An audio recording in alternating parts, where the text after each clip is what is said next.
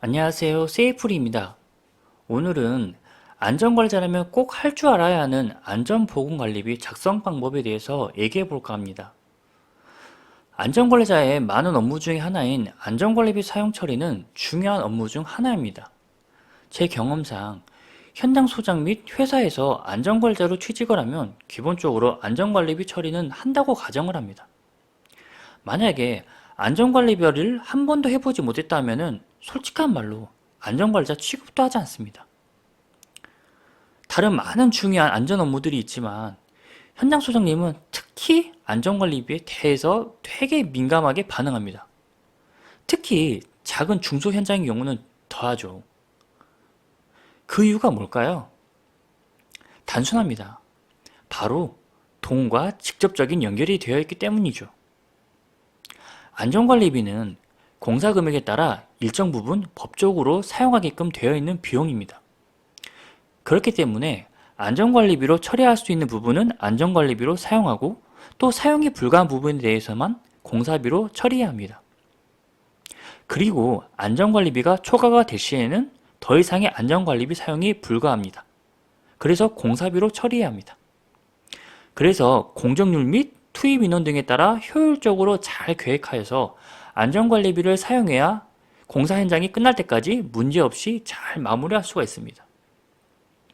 또한 안전관리비를 사용 후에 잘못 사용했을 시 과태료 대상이기 때문에 안전관리비로 처리할 수 있는 항목에 대해서만 안전관리비로 처리해야 하기 때문에 항목에 맞는 안전관리비 사용 및 처리가 굉장히 중요합니다.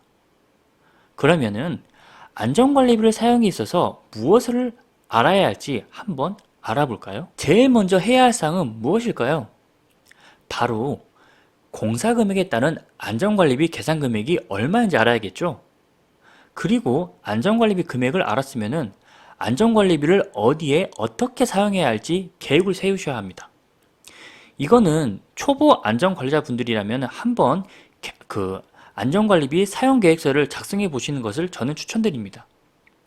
물론 작은 소규모 현장의 경우에는 의무사항은 아니지만 또 원청이나 감리 쪽에서 요청하시는 분들도 간혹가다 계시기 때문에 저는 안전관리비 사용계획서를 꼭 한번 작성해 보시는 것을 추천합니다. 그래야 내가 어느 항목에 어느 정도 사용할지 미리 예상해 보고 또 앞으로 더 초과되지 않게 잘 관리해서 사용할 수 있기 때문입니다. 쉽게 말해서 가계부 작성하는 거랑 비슷하다고 생각하시면 될 듯 합니다. 그리고 이렇게 계획을 세웠으면은 이제 매월 안전관리비를 사용하고 그 사용한 내역에 대해서 증빙자료를 만들고 또 해당 내역에 대해 안전관리비 정산을 요청하면 됩니다. 이 서류는 공모 담당에게 주면은 아마 그 안전관리비 사용 내역에 대해서 발주처의 정산 시에 자료로 사용하게 될 것입니다. 그러면은 안전관리비 금액은 어떻게 확인할 수 있을까요? 공사를 계약하면 그 계약서라는 걸 쓰겠죠? 그거를 공사 도급 계약서라고 합니다. 그 공사 도급 계약서에 보면은 공사 금액 및 안전관리비 금액 등이 다 명시되어 있습니다. 그래서 도급 계약서를 참고해서 계산된 안전관리비를 확인하셔도 되고 또 만약에 계약서를 확인하지 못하거나 계약서가 누가 갖고 있는지 모르겠다 그러면은 간단하게 그냥 현장의 공무나 또 계약을 담당하시는 분들에게 안전관리비 계산된 금액이 얼마인지 여쭤보시면은 알 수 있을 겁니다. 그러면은 다음으로는 그 안전관리비 사용 계획에 대해서 한번 알아보도록 하겠습니다.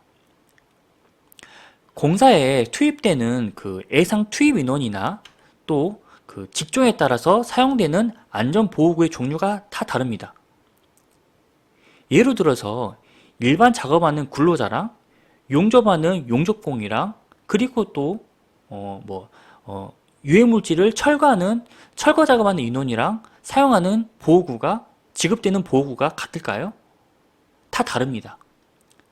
그렇기 때문에 인원이랑 직종 또 기타 작업에 필요한 안전보호 및 시설물에 대해서 수량을 예상하여서 산출하시고 또 거기에 따른 기타 건강검진이나 안전교육장 설치 또 자재 같은 것들 그 시설물들 이런 거 있죠. 항목에 따라서 그 필요 물품들을 예상하여서 계획을 수립하시면 됩니다.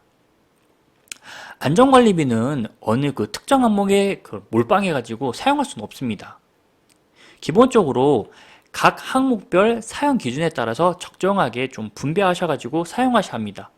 만약에 어느 항목에 대해서 사용할 계획이 없고 또 특정 항목에 대해서 집중해서 사용할 경우 해당 그 원청 안전관리자나 그 원청 안전관리자 그 담당자나 아니면 또 그 담당하시는 그 감리랑 이렇게 얘기하신 다음에 조율하시면 됩니다. 예로 저는 건설재 예방 기술 지도비가 거기가 뭐 없다. 뭐 근로자의 건강관리비 등이 없다. 이럴 경우에 거기에 대한 금액들을 뭐 보호구나 기타 뭐 다른 뭐 보건교육이나 뭐 이런 것 중에 더 이렇게 추가로 하실 수가 있습니다. 그리고 안전관리비는 기본적으로 안전관리비로 사용할 수 있는 품목에 대해서 사용 후 그 사용 내역에 대해서 증빙하셔야 합니다. 증빙할 수 있는 자료로는 기본적으로 뭐 세금 계산서나 아니면은 거래하는 그 거래 명세표, 그리고 물품을 대한 뭐 관련 사진, 또 뭐 계약서 이런 것들이 있습니다. 일반적으로 모든 물건에는 세금이 포함되어 있습니다. 저희가 먹는 뭐 음식이나 또 과자나 뭐 물품들에 보면은 다 세금이 포함되어 있습니다. 저희가 사는 안전물품에도 다 세금이 포함되어 있습니다. 그래서 저희가 사는 모든 물건에는 부가가치세라는 그 세금이 포함되어 있는데요. 근데 제가 말씀드리고 싶은 거는 여기서 중요한 것은 안전관리비는 청구 시에 저희가 이렇게 안전관리 청구를 하잖아요. 그때 부가가치세를 제외한 공급가액으로만 청구하셔야 합니다.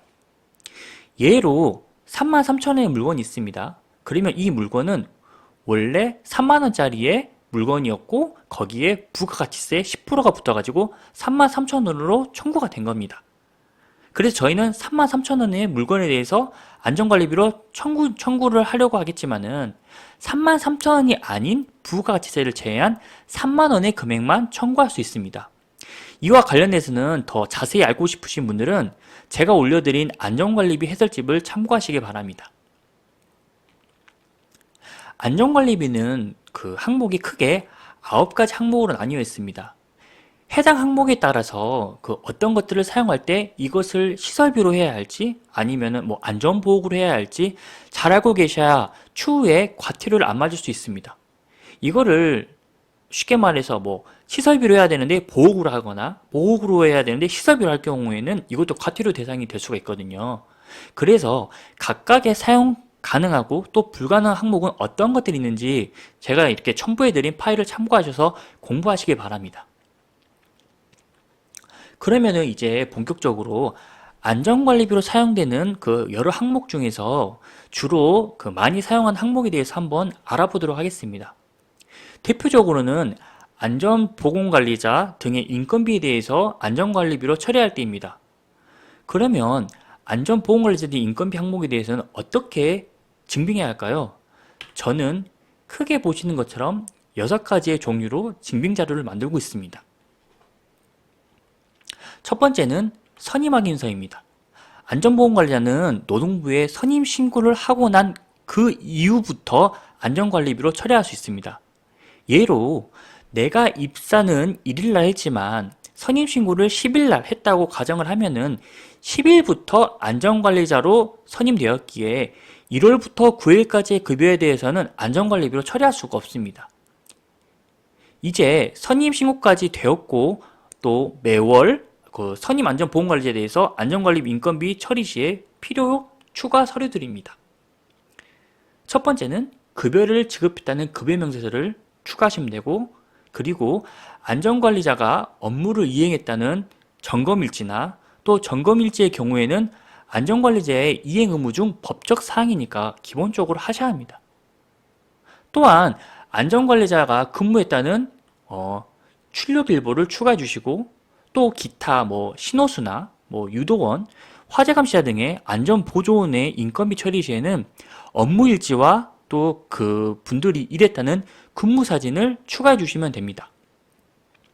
안전관리자 점검일지와 또 그 안전관리자가 그 출력했던 당월 출력일보의 경우에는 증빙자료로 사용하셔도 되고 안 하셔도 되는 부분이지만 저의 경우는 둘 다 함께 증빙 자료로 사용했을 때에는 그 발주처나 또 감리 쪽에서 더 좋다면 좋아라 했지 한 번도 이걸 뭐 왜 하냐 이렇게 의문을 가졌던 경우는 없습니다. 그리고 인건비 외에 많이 사용하는 항목이라면 바로 안전시설비와 안전보호구 등이 아닐까 생각이 드네요. 그러면은 안전시설비 및 안전보호구 구매 후 관련 사용에 대한 증빙자료는 어떤 것들이 있을까요? 저는 크게 네 가지 자료에 대해서 작성합니다. 대표적으로는 사용한 금액에 대한 거래 명세표, 그리고 사용한 금액에 대한 계산서 발행 자료인 전자세금 계산서, 그리고 전자세금 계산서를 발행했다는 사실을 확인할 수 있는 세금 계산서 발급 사실 조회 내역, 그리고 구매한 물건에 대한 실제 확인이 가능한 해당 물품에 대한 사진 대지입니다.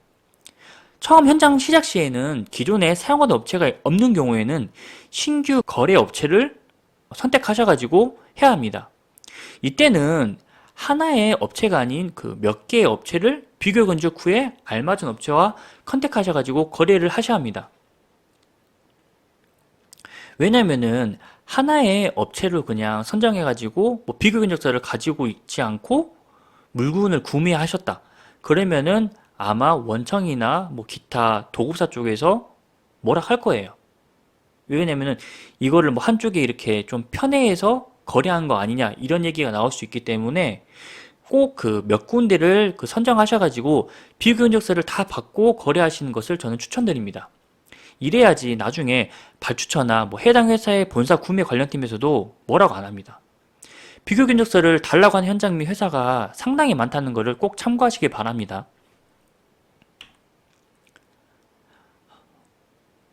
그리고 인건비 외에 또 많이 사용하는 항목이라면 바로 그 안전시설비나 뭐 그런 것들이 또 있겠죠. 안전보호구 및 그 안전장구의 경우에는 그 앞서 말한 네 가지 항목에 추가로 그 보호구 지급대장 및 보호구에 관련된 그 입출고 관리대장을 좀 추가해 주셔야 됩니다. 그 보호구를 구매하셨으면은 분명히 그 누군가에게는 지급하기 위해서 구매했을 거잖아요. 그렇기 때문에 그 지급을 해야 또 필요시에 구매할 수 있을 것이고 또 입출고에 대한 그 재고 관리가 잘 이루어져야지 추후에 정산 및 그 추가로 제품을 구매 요청 시에 재고에 대한 그 것들을 좀 확인하고 구매할 수가 있습니다.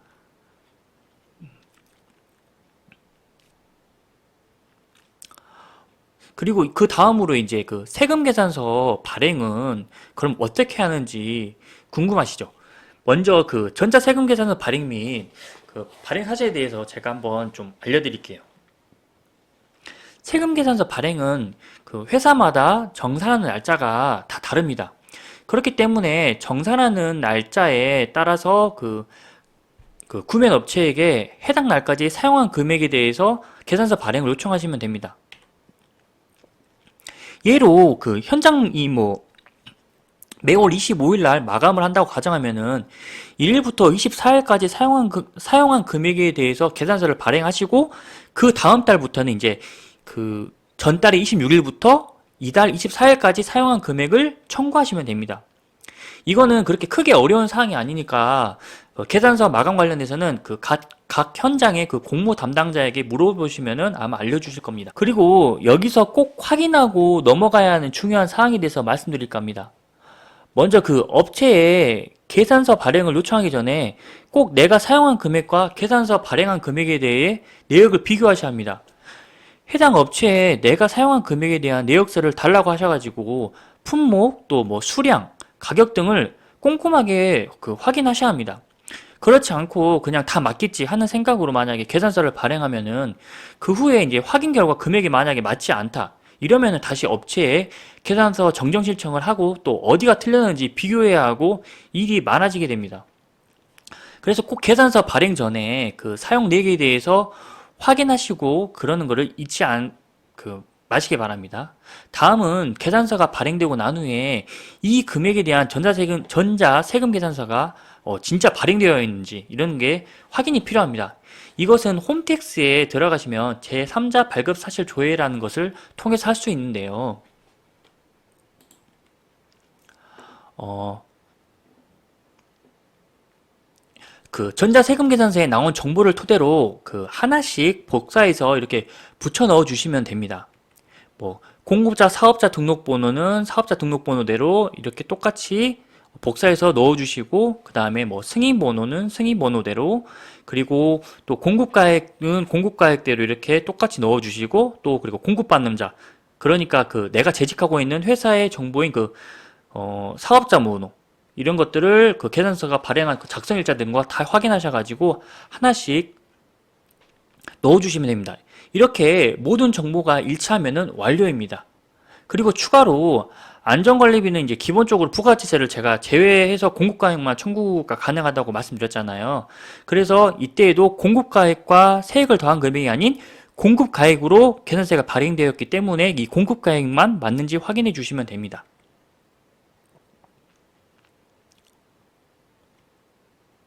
다음은 안전보건진단비입니다.